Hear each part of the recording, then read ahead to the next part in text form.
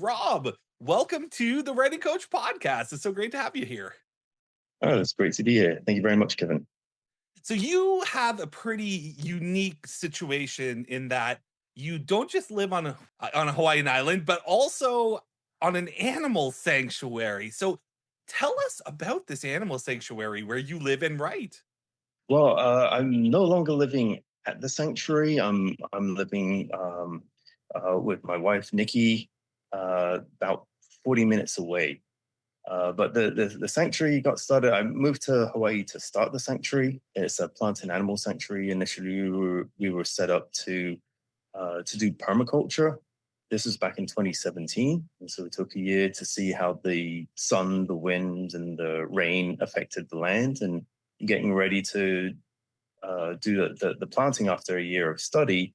And that's when the lava flow hit, the 2018 lava flow. And being a nonprofit, our duty was to the community. What the community needed were these animals rescued. So while all the uh, organizations were airlifting out these animals, I was quickly cobbling together fences and shelters to keep the animals. And lo and behold, I got way more animals than I could hope to deal with, but I managed. But all of my attention went to taking care of the animals, and so the permaculture took a back burner until I could get more help. Amazing, amazing. So, as a writer, how does writing in Hawaii compare to writing in England or other places? I can do it here and there. So during the day, I do um, animal care activities, plant care activities. We're currently in the process of moving the sanctuary to a new location, so I'm dealing with that. So wherever I can, I write here and there. The majority of the writing, though, that I did was way when I was living in California.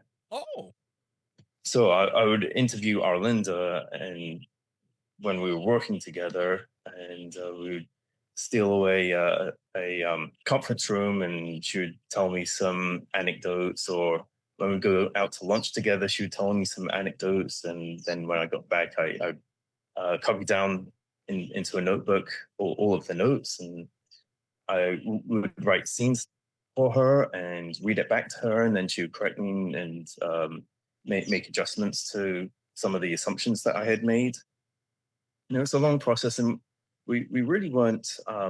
We didn't have a hard fast schedule. We did it here and there as time would allow, and the news hit Arlinda, and so it took 18 years to get all of these anecdotes down, and I wish I could have taken more, but that's what we had.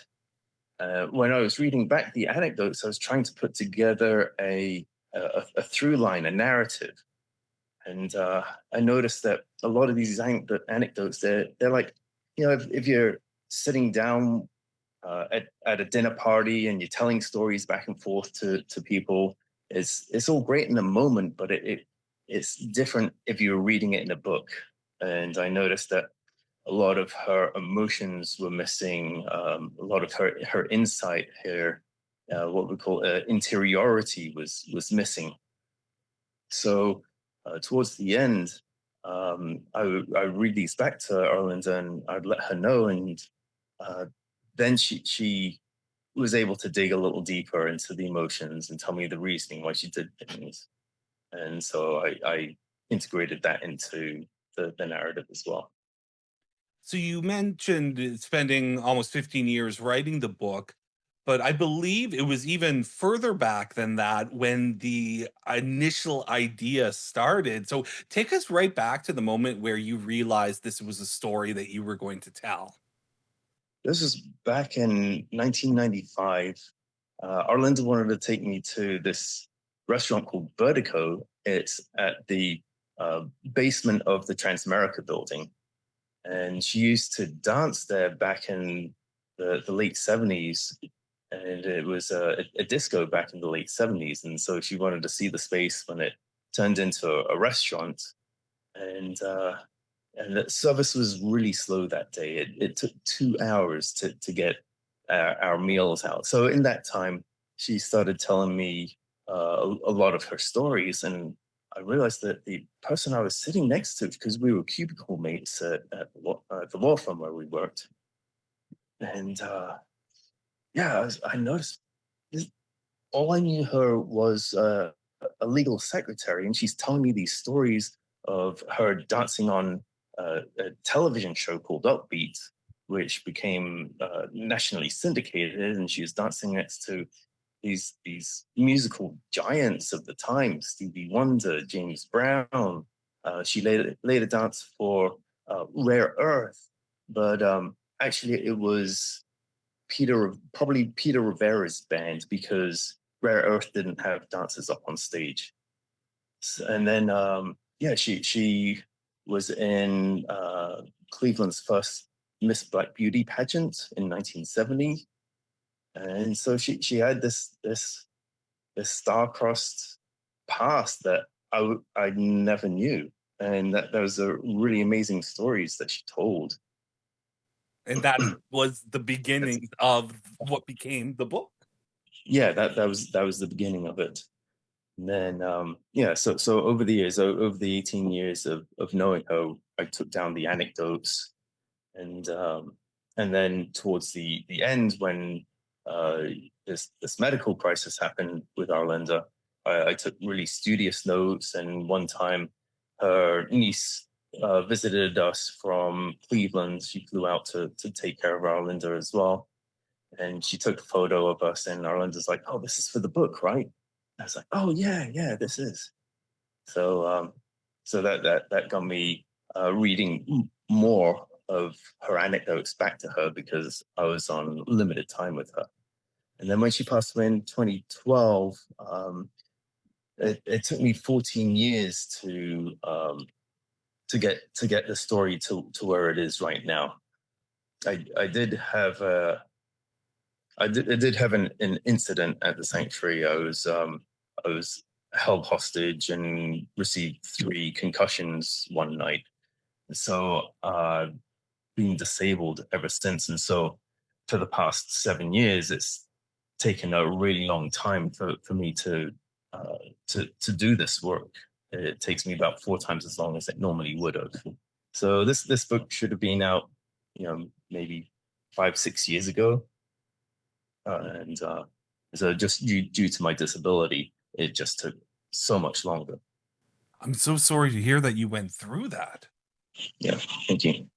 What does that recovery process look like in terms of trying to get back to the page and trying to do your writing? I don't know my limitations, and so I overdo it. Mhm. And then when I overdo it, then I'm walking and speaking like I'm drunk, and then it knocks me out for several days afterwards. So Nikki, my wife, is constantly on me to just l- limit my activities. So spoon theory, yeah, I have very few spoons to work with during the day, Yeah, and so that way, if I can have enough energy to have quality time with her in the evening. that's a big lesson I learned fairly recently. For a lot of my time as a coach, I approached productivity as a time management issue. I was like, let's time box, let's get a schedule together. Let's like, it's all about managing time. And then I experienced my own major illness several years ago, and my energy levels were never the same afterwards. And suddenly I realized, oh, it's not just about time management. That's the easy part. What it's about is energy management. Yeah, I completely agree with the energy management. There was also an incident um, right shortly after Arlinda passed away.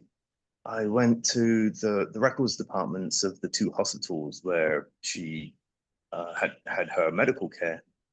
And I was reading through the notes, and I noticed that the notes that the doctors took down, her prognosis, was different from what they were telling us to our face. And that got me really mad. I was like, why are they telling us different things than what they're putting in their notes? I felt like we deserve the same information that they were writing in their notes, so we could make the best decisions. And so I was furious. I wanted to integrate the doctor's notes into the biography. I couldn't see how I could do it because there's just all this different information. It would confuse the users, and I didn't know what to do. So in anger, I held off from writing the book for Mhm. several years, and then I came to the conclusion that the story is really about Arlinda and bring her story. So I wrote the story as we experienced it, with the misinformation that was given to us. And so you're a white man, a British expat, writing the life story of a Black American woman. What is that process like? And also, do you anticipate any sort of criticism in terms of who is a white British man to write a Black woman's story? Yes. Out. Yeah. There is this cross-racial aspect to our relationship, our dynamic, and as a white man, as the non-targeted person in this dynamic, in speaking to you about race and writing it in the writing about racism in the book, um, I'm coming from it from how I was raised, with this with this privilege, and it's just inherent. It isn't necessarily bad. It's just what is. And what I'm trying to do in this book is raise awareness of this racism, because I wasn't too aware of it as it was going on. There were some peculiarities, like that they getting served at Vertigo. It took 2 hours for us to get our food. And I remember back at the time, I was like, well, is this because Arlinda was Black? Um, so that would come across my mind, but then I would scurry it away. It's like, no, this is Bay Area. This is the liberal bubble. And so that wouldn't occur here.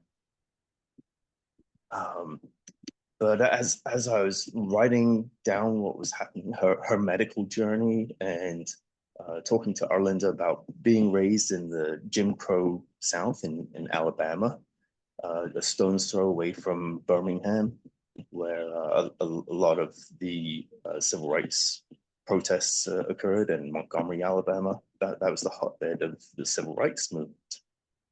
And so racism um, informed everything that Arlinda dealt with from the time she was born until the time she died. And so it's a natural part of her life as well. And so it's kind of like a fish swimming in water. Does the fish know that it's in water? Because that's all it knows. It doesn't know anything else. And as I talk about race, as I talk about race in the book and in interviews, no doubt I'm going to overstep my bounds. I'm going to say something insensitive. And that's the risk that I'm taking, because it's so much more important to raise awareness and to get the message out there. And even if I do make a mistake, I trust that the viewers will have the courtesy to give me some feedback, some constructive feedback, and let me know where I take those missteps.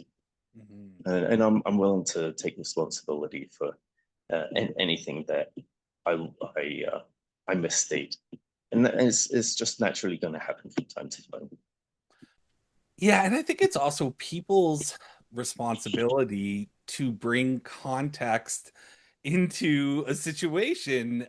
Who are you to write this book? someone who loved her and was with her and interviewed her and cared for her and experienced a big chunk of the story alongside her. Yes, and I was a witness to it. Um, I wasn't sure what I was witnessing, but I was documenting what was happening to her. And just the end of last year, I took two classes through the Mankind Project. The Mankind Project teaches emotional intelligence to the men in the community. And there's a women's version called Women Within that they do the same thing. They teach emotional intelligence to the women. And together we're looking to improve the awareness and accountability of the people in the community. Two of these classes, one of them was waking up to whiteness, and the second one was understanding power, privilege, and diversity. And in both of those, they mentioned medical racism, and they gave the symptoms of medical racism. And it's a long time for diagnosis, uh, long wait times for medical care, a disregard of the complaints of the patient, and dismissing the amount of pain that's being reported by the patient. But Arlinda went through all four of those, and I don't know whether I can diagnose Arlinda as saying yeah, she definitely had medical racism. I'm really not too sure. I'm not qualified to know. All I'm doing is reporting what happened to her, and I'm leaving it to the reader to ascertain, could this be something that's explained? Like with the Vertigo restaurant, that could be explained because they are having issues with the chefs at the time. Where they cycled through a number of chefs at the beginning of starting up that restaurant. So it could have been just something that happened in the back of the house of the restaurant. It might not necessarily have been a racial prejudice. Yeah. So writing is always emotional work. We're drawing from our own emotions, whether we're writing fiction or nonfiction. We're trying to evoke an emotional response in our readers, and how we do that is from pulling from our own emotions, which of course makes writing a very effortful process on a emotional level. In this case, you're not just writing, you're writing about someone you cared for who has a terminal illness and has experienced racism throughout her life. How did you manage your own emotions while spending years, revisiting some of the most challenging moments of Arlinda's life? Well, it's different when I was writing it down. I could write it down and everything was fine. And sure, they're emotional when I wrote it down. And when I read it, it's like, oh, this is pretty powerful. This is really good stuff. But when I shared it with my wife, she wanted me to read it to her. And there are moments there where I'm just breaking down and crying. I couldn't continue. That's the end of the chapter. I can't continue anymore. And so we took a break and we continued the next night. So experiencing the story through different channels is a great way to tap into the energy. When I'm reading it, when I'm writing it, it's certainly different from when I'm speaking it or listening to it. I have a text to speech app that would read it back to me, and I could pick out things that I did not notice when I would just read it or even speak it. Hmm, interesting.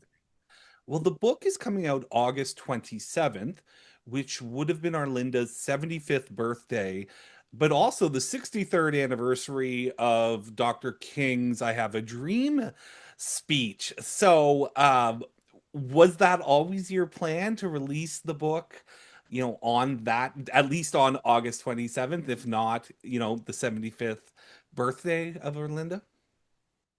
Oh no, I wanted to be traditionally published, and so uh, 2 or 3 years ago, I started querying agents. I wanted to be picked up by an agent and to sell this book, and I thought it was going to be great. And I read it to Nikki. Nikki's like, well, this is just someone who was lesser known back in the '60s. Who's really going to care about this?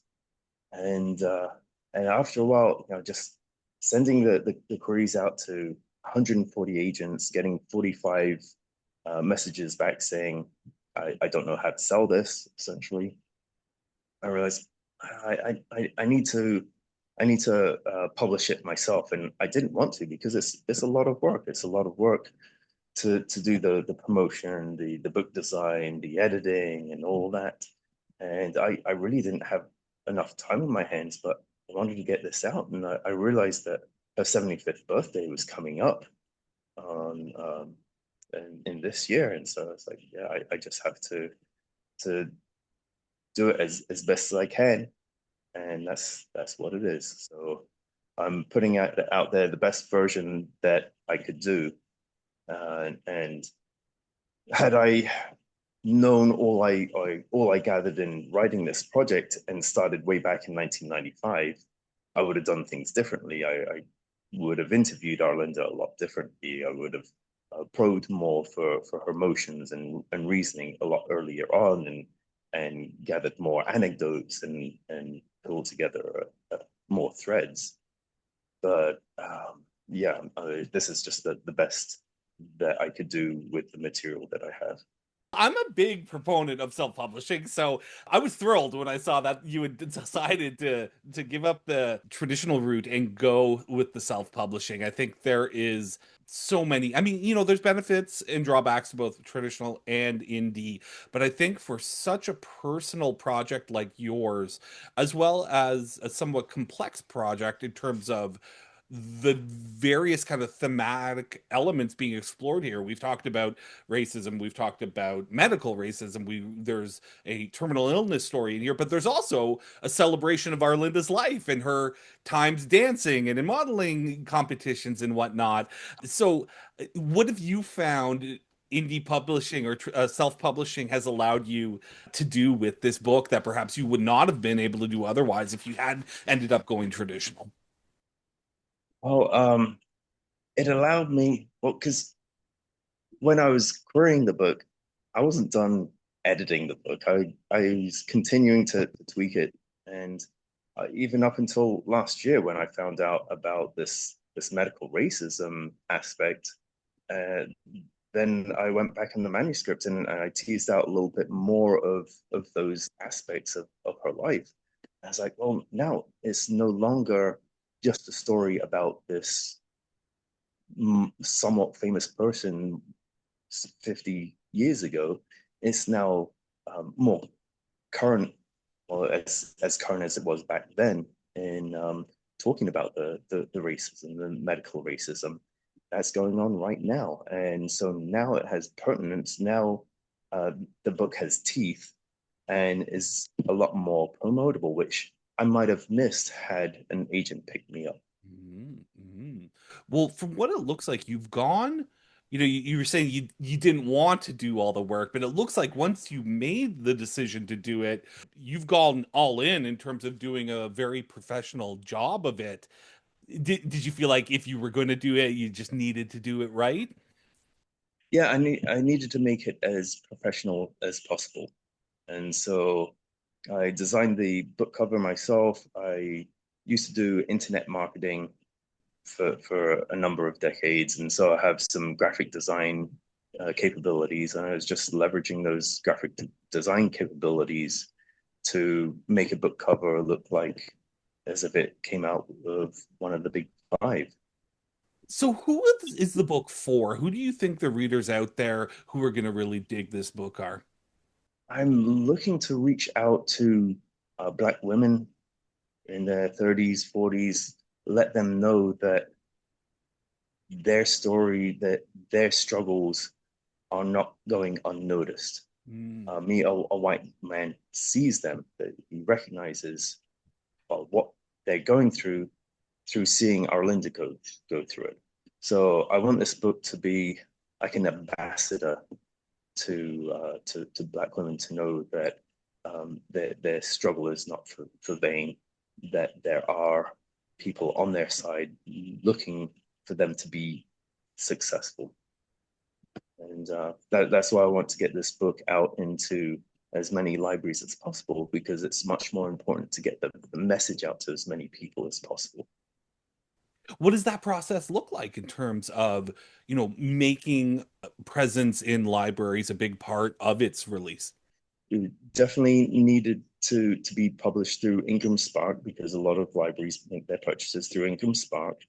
It is also good to get a positive review from Kirkus, because the librarians go to Kirkus reviews to see whether this is a book that they would want to purchase for their library.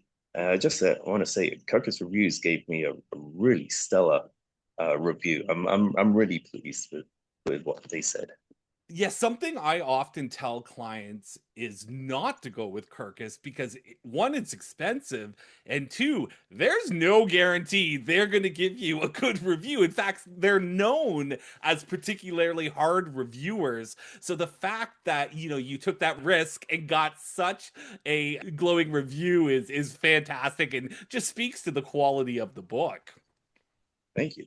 Thank you. You mentioned you have a background in internet marketing.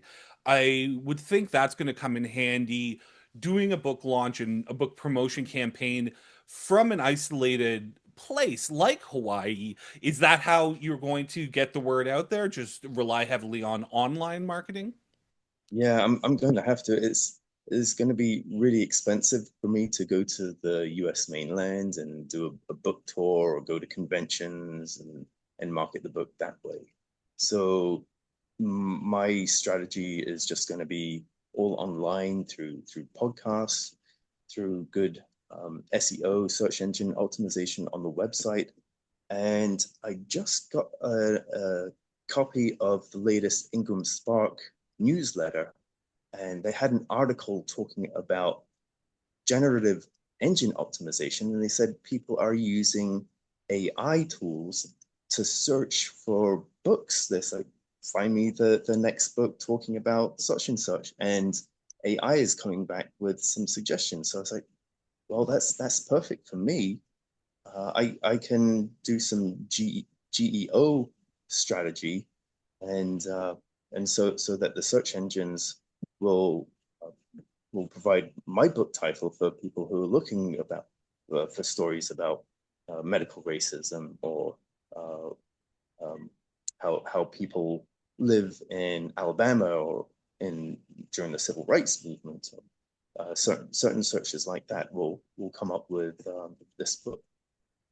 Well, Rob, from what I know about you, I mean, I think your education was in literature, right? In English literature, wasn't it? Yeah, I got Yeah. an English degree from So I think Rutgers. of you as this English scholar, living in Hawaii, taking care of animals all day. So when you said, "Hey Kevin, I can talk about generative engine optimization during the interview," I was like, "What? Oh, okay. That's not where I pictured Rob coming from in an interview." But it sounds like you do have some, as you said, online experience. So that's really interesting. How do you balance your skills as an online user marketer and the reality of like taking care of real animals in the real world of every day? How do you find that?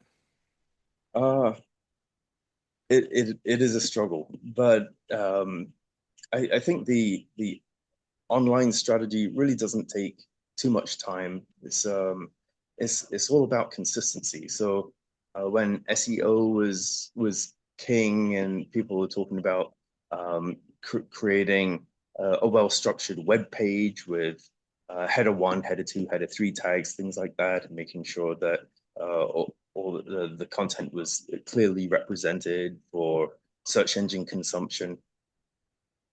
Generative engine optimization takes it a step further and says all of the websites that mention your book should have the same message. So the same description that I'm putting up on my website, because I want my website to be the authoritative source, Then a few days later, I copy it and bring it to Amazon KDP. I put it on IngramSpark. I put it on my social media posts. And that way, every time the book is mentioned, there is a consistent description about what it entails. Same thing with the categorizations, the categorizing the themes of the book and making it clear on the web on my website that it's dealing with these certain issues, creating web pages that talk about the three or four main issues of the book sets me up as an authoritative source so that if people are looking for those issues, then the AI um, models will reference my work because I have some documents and web pages that describe in detail these themes. This is something that people with who write fiction can do as well. If with a fiction work, talking about social themes and personal themes, all kinds of themes. And so, if if a writer puts on their website a page that's talking about societal issues and and writes with authority on that, then they too can leverage some of the GEO.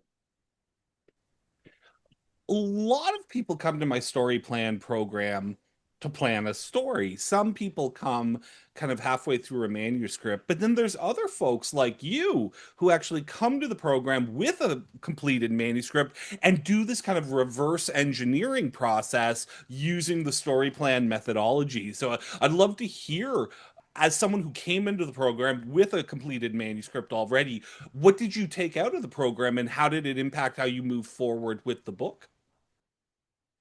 It made the structure of the book much more intentional. Mm.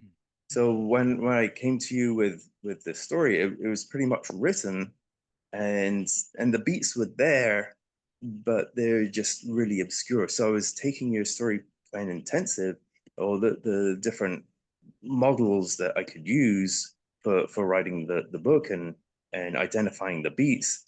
And when those beats came up, they naturally came up in the book, but I had to just tease them out a little bit, make them a little bit more intentional and more prominent for the reader to pick up. This has all obviously been your focus for a very long time, and I assume you have, hopefully a year's worth of marketing activities planned around the book here. That said, having completed the book, where are you in terms of looking to the future? Do you have a project that you have your eye on, perhaps, as being the next book? Yeah, I have two possible projects. I'm going to reach out to one of my wife's friends who has a challenging story to tell, and I want to interview him and get his story and his take on writing a book. And there's also always my story as well, a memoir that could talk about my incident here in Hawaii and how I'm recovering from it. Well, I can't wait to see where you turn your energies next. Always interesting to see someone complete a passion project and something truly meaningful to them, and then have the whole blue ocean ahead of them of terms of where do they go from here. So can't wait to see what you do next. In terms Thank of the you. book coming out, it's out on August 27th. Where can folks go to pick up the book and to find out more about you and about Arlinda? They can go to my website. It's colerob.com. So it's my name flipped backwards because Rob Cole was taken.